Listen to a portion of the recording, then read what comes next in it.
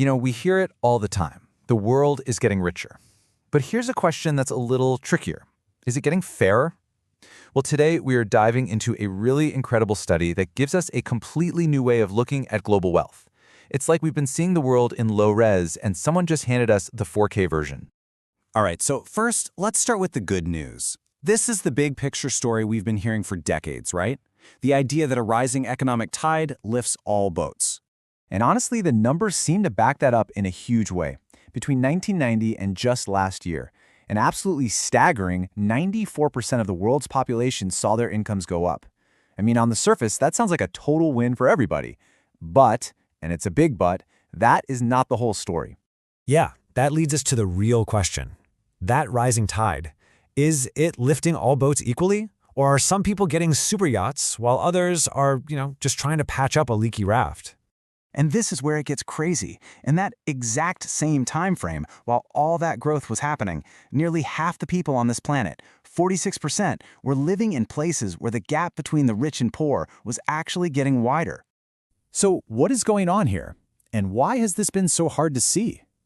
Well, it turns out we've had this massive blind spot in how we've been measuring wealth all along.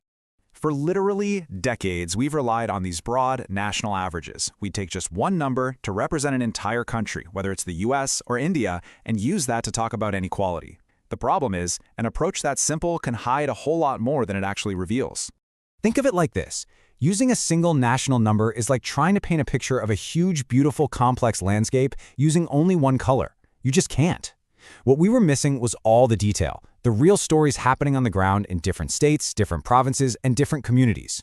Now, the main tool researchers use for this is something called the Gini coefficient. Don't let the name scare you. It's super simple. It's basically a score from 0 to 1. 0 means perfect equality. Every single person has the same income. 1 means perfect inequality. One person has all the money. So all you need to remember is, the higher the number, the more unequal the place is. So to fix this blurry picture, a team of researchers decided to build a totally new kind of map. One that could finally show us what the world's inequality really looks like. And here's what they did. They built this absolutely incredible data set. They tracked that Gini score for over 2,100 different regions inside countries every single year for more than 30 years. This is like going from an old fuzzy photograph to a crystal clear HD video. It's a game changer.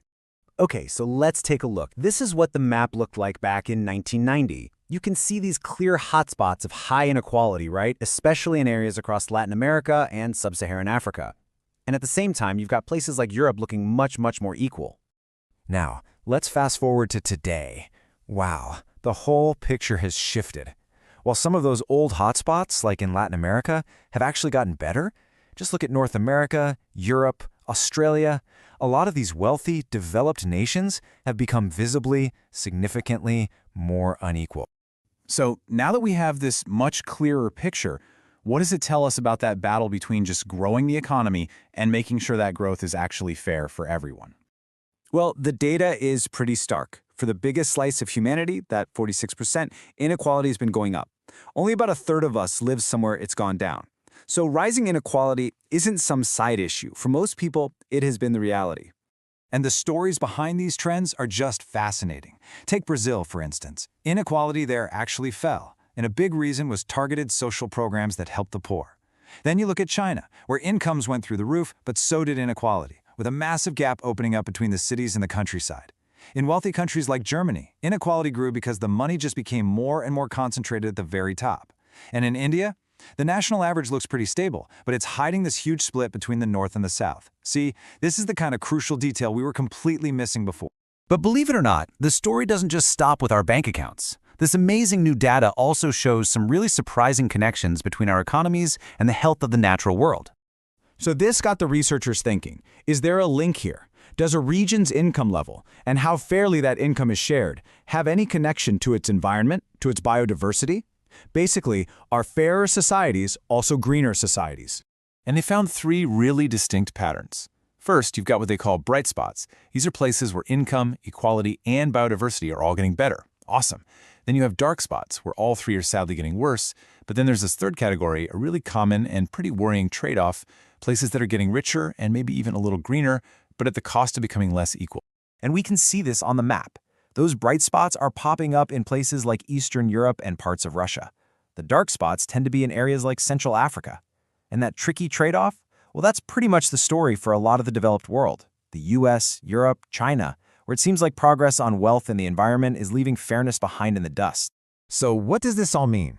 After all this time looking at the world through a fuzzy lens, what does this new clarity actually show us? The single most important takeaway is this, and the study's authors say it perfectly. What's happening inside a country often looks nothing like the national average. Sometimes it's even moving in the exact opposite direction. So why should you care? Well, it's a huge deal, because with this super detailed map, people who make policy can finally design smarter, more targeted solutions. They can pinpoint exactly where growth isn't being shared fairly, or where a green policy might accidentally be making inequality worse. It gives them a chance to craft policies that genuinely help everyone. Look, at the end of the day, this research is more than just data. It's a powerful new tool. For the very first time, we can truly see the complex, intricate patterns of wealth and fairness all across the globe. The blind spot is gone. So the question isn't really what's happening anymore. The real question is, now that we can see it all so clearly, what are we going to do about it?